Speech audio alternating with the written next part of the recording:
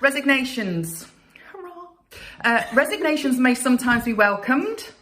They're the good ones, but other times not. When you've got a great employee who's resigned, dealing with this can be most difficult.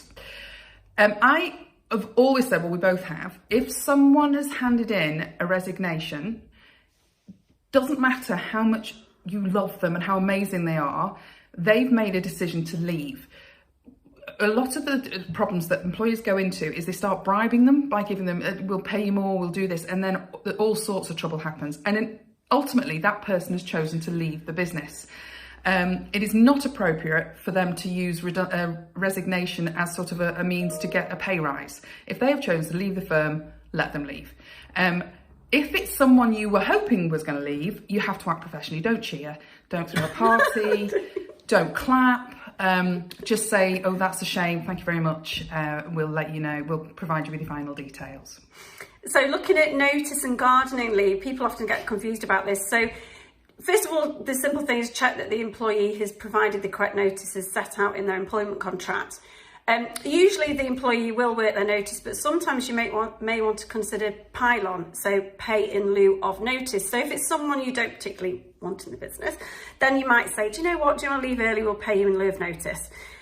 Or you might want to consider garden leave, which ordinarily is for more senior people. It just depends on the position that they are in.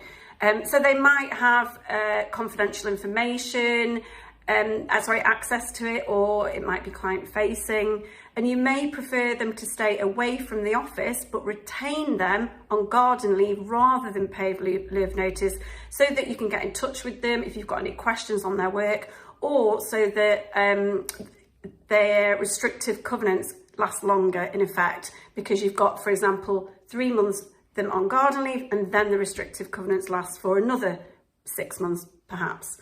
So that's pay in lieu and garden leave. But garden leave, sorry, one more thing, check it's in their contracts of employment. They're not going anywhere. Anyway, one more thing, don't go. Exit interviews. We always advise you carry out an exit interview for regardless of the circumstance, because the information you get from an exit interview can sometimes be extremely helpful. We advise you always try to have an exit interview, whether or not they're resigned under a cloud, whether or not you've pushed them, whether or not you're desperately for them not to want to leave. We really advise having an exit interview, no matter how short it is.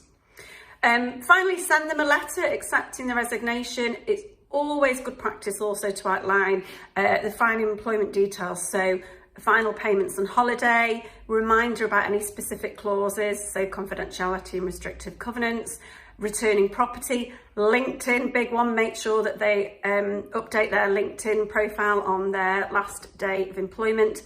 And finally, thank them for all their hard work and wish them well.